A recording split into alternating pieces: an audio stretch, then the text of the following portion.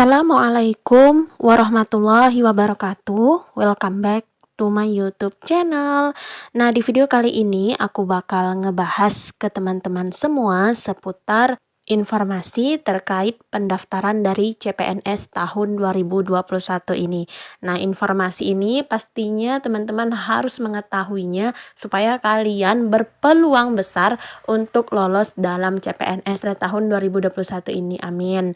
Nah, di video kali ini ya guys, aku bakal menginformasikan mengenai tips kalian untuk memilih formasi CPNS agar berpeluang besar lolos dalam pendaftaran CPNS tahun 2021 ini. Simak videonya, jangan sampai di skip. Dan sebelum itu teman-teman boleh dong ya kalian klik tombol subscribe yang ada di bawah dan aktifkan tombol loncengnya supaya segala informasi ya guys itu kalian tidak ketinggalan. Dan jangan lupa juga di-share ke teman-teman yang lainnya untuk menambahkan informasi kepada mereka. Terima kasih ya yang sudah subscribe.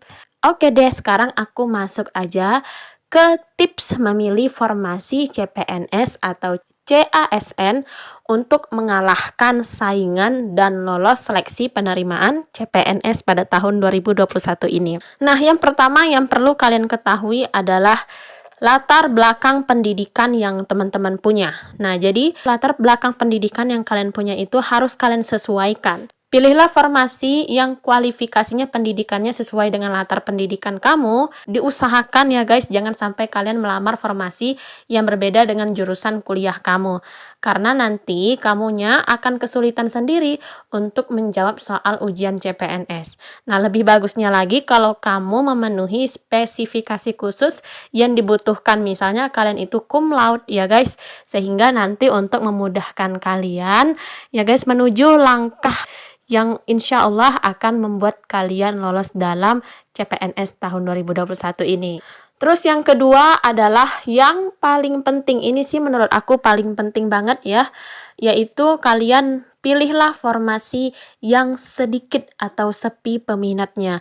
Jadi kalian jangan sampai terlalu tergoda atau terlalu berfokus kepada satu jabatan yang menawarkan banyak formasi.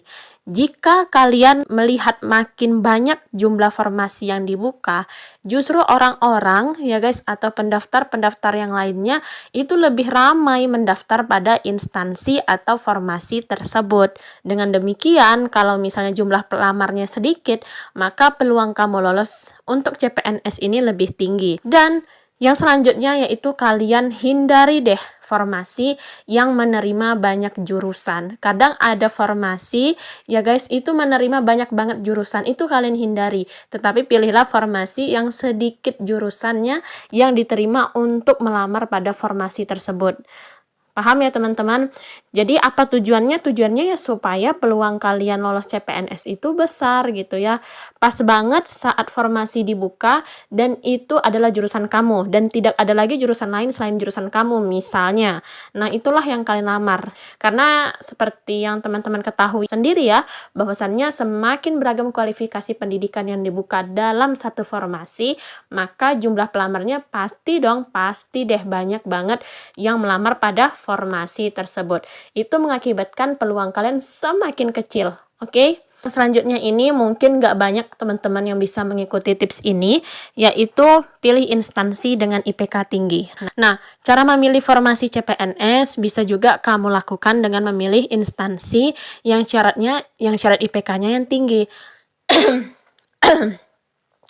Jadi misalnya nih, kalau kebetulan kamu adalah memiliki IPK misalnya 3 ya guys, 3,25 misalnya atau 3,15 atau di atas 3 deh IPK-nya misalnya ya guys, maka kamu melamar aja di formasi tersebut jika IPK yang dibutuhkan tinggi dan itu pastinya deh nggak banyak yang mendaftar. Dan ketika IPK dibutuhkan tinggi dan itu termasuk kamu di dalamnya ya guys, maka kamu pilihlah formasi itu. kalian mendaftar di akhir waktu. Nah, yang dimaksud dengan akhir waktu tidak terlalu lambat dan juga tidak terlalu cepat, guys. Jadi kalau kalian terlalu cepat, ini banyak banget yang mengalami masalah. Ya guys, mulai dari upload foto yang salah, seperti itu, upload dokumen yang salah, dan mengisi data yang salah, itu karena terlalu terburu-buru. Nah, CPNS ini sendiri itu tidak memilih pesertanya, siapa sih yang mendaftar duluan, tidak, karena itu ada tahapan-tahapannya. Yang paling penting kalian memang harus untuk benar-benar detail membaca terlebih dahulu panduan cara mengisinya. Ini udah aku jelaskan di video aku sebelumnya, silahkan kalian cek ya guys, barulah kalian bisa mendaftar. Jangan mendaftar tanpa melihat panduan terlebih dahulu. Ini sangat penting untuk teman-teman karena data yang kalian masukkan, berkas yang kalian upload ketika kalian telah menyetujui atau telah melanjutkan pendaftaran sampai kalian bisa mencetak kartu pendaftaran, itu kalian nggak akan bisa lagi untuk merubah atau edit kembali itu nggak bisa. Jadi teman-teman semua, hal yang paling penting sebenarnya untuk bisa kalian lolos atau enggaknya itu mendaftar di waktu yang tepat. Tips yang selanjutnya yaitu kalian wajib mengetahui kuota yang dibuka oleh instansi ya guys, terkait juga formasi jabatan yang mau kalian pilih. Kira-kira kuota yang dibutuhkan banyak atau sedikit? Pertanyaannya, bagaimana kita bisa mengetahui kira-kira berapa kuota yang dibutuhkan oleh setiap formasi atau instansi yang kita lamar? Nah, begini caranya guys. Kalian tinggal buka aja Google kalian dan tinggal kalian ketikkan sscsn.bkn.go.id. Nah, di sini sebenarnya udah ada informasinya, teman-teman. Tinggal kalian klik tanda 3 garis di atas kalau kalian menggunakan handphone ya.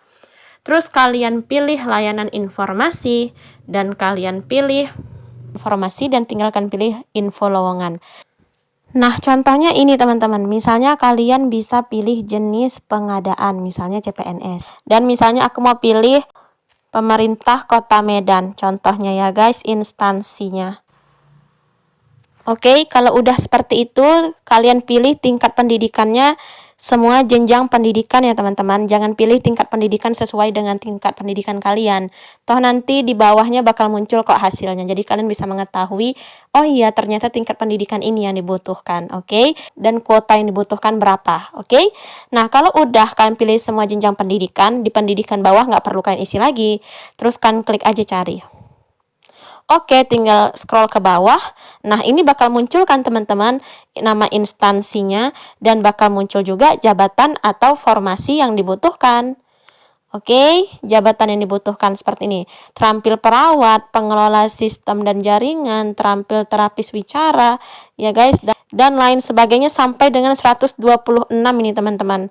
Ya guys, dan ini yang seperti aku katakan, pendidikannya nanti bakal disebutkan teman-teman. Jadi kalian nggak perlu khawatir, nggak perlu tulis pendidikan, nanti pendidikan yang dibutuhkan itu bakal disebutkan. Nah, jenis formasinya itu umum ya guys. Terus nah, kebutuhan atau kuota yang dibutuhkan itu 2. Seperti itu teman-teman ya guys. Oke deh. Nah, jadi semoga ini bermanfaat. Jangan lupa kalian share, like, subscribe dan juga komen. Assalamualaikum warahmatullahi wabarakatuh.